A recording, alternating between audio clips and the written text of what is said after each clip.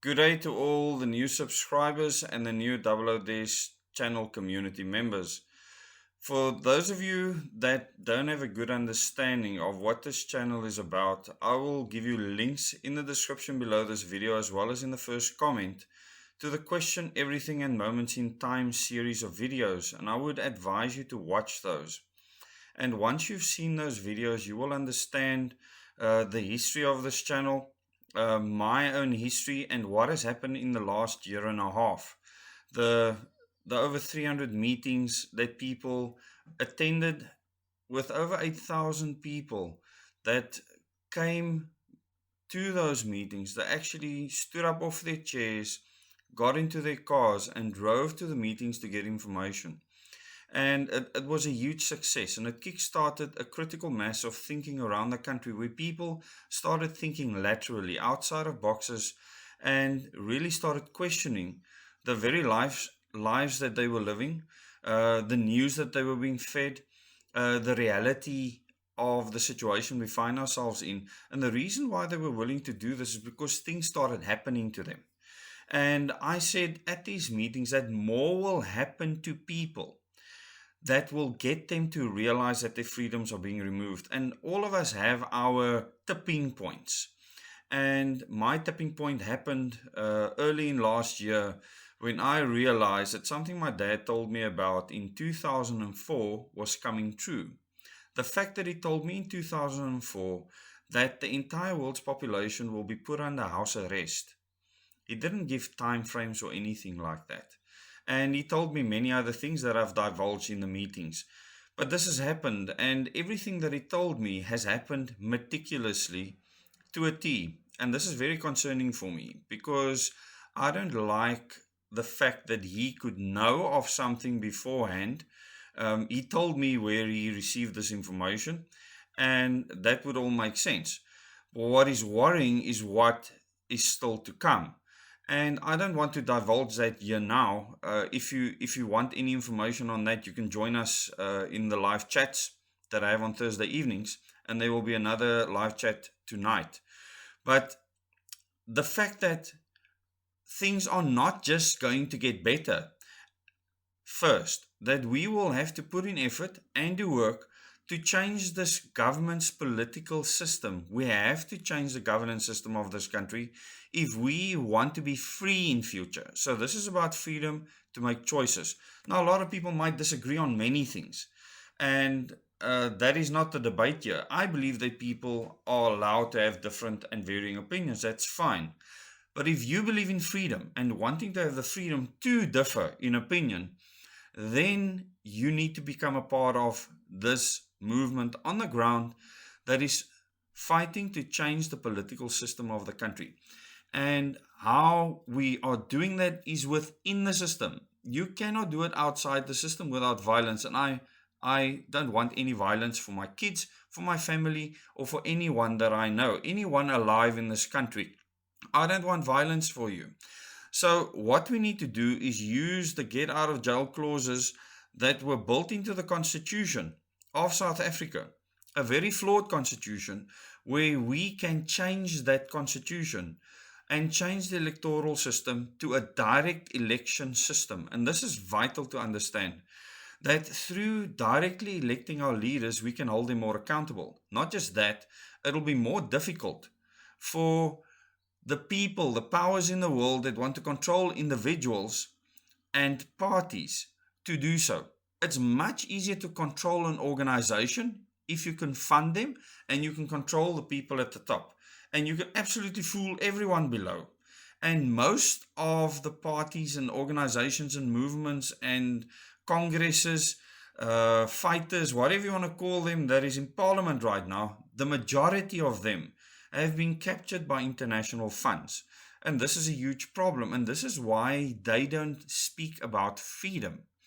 And I've already interviewed the African Christian Democratic Party that have scored extremely high and aced the test, the freedom test that I did. So those are that is one party represented in Parliament right now that scored high with regards to freedom as a priority. And they certainly said that they are willing to look at new systems in future. The thing is, at the moment, they don't have plans in place to change the system. But there are movements that have those plans in place. And in future, everyone's going to have to work together to get us to the end goal. The people that want freedom. And we are on that path right now. And this is a very important path. So if there's any political party movement, fighters, congresses, whatever you want to call them, in Parliament right now that want to take the 10-question challenge, please do so.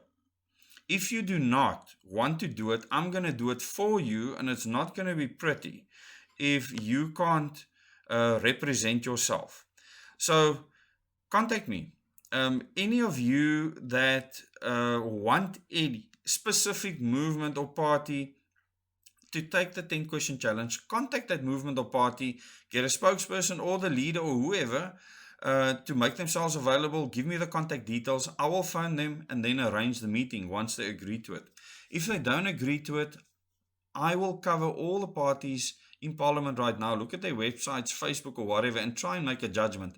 If there's not enough information, I'm just going to have to say that I can't answer this question or I can't answer that question, and that doesn't help. So direct elections is key. Anyone that wants to remain in the current party system is an enemy to freedom. If you are not willing to consider changing, you cannot be a part of the fight for freedom, because the current system has removed our freedom. The current constitution has removed our freedom. The current laws has removed our freedom to choose, and it will get worse and worse by the day, not better, until we change the system.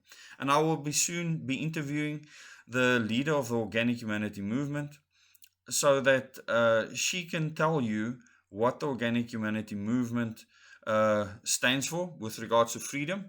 And then also I will be interviewing Jared Petsa. I will be interviewing the Dagga Party leader, Mr. Acton, who contacted me. So all of the people that have asked to do the 10-question challenge, they will all be interviewed, and those interviews will happen soon. And I'm still waiting for the so-called big guns in Parliament to contact me, and I would have loved to finish them off first. And at this stage, it doesn't look like they will or want to take the test, whichever. And that is fine. It's their own free choice, and choices have consequences.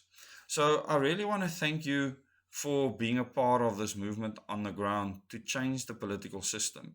And I would advise you to look for the movements now on the ground that are trying to change the system so that we can have direct elections, and not the fakery that is out there. We need to change the constitution and the electoral act so that we can elect our president directly, not parties in Parliament, but that the people vote, make their cross next to a name. Now, what that does is it makes it possible for an educated electorate, which we are busy doing on the ground, an educated electorate to make an educated decision. In other words, people with information. I don't mean degrees at varsities, anything but that. What I mean is people that understand what is happening, that has knowledge that they can use and discern for themselves. And the political parties, the political movements that undermine people's intelligence, you're going to come short in future, because intelligence will keep on increasing as we do the right thing, and people will see through your nonsense and they will get rid of you.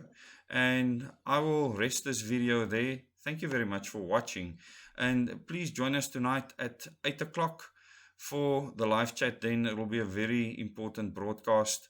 There's a lot to discuss.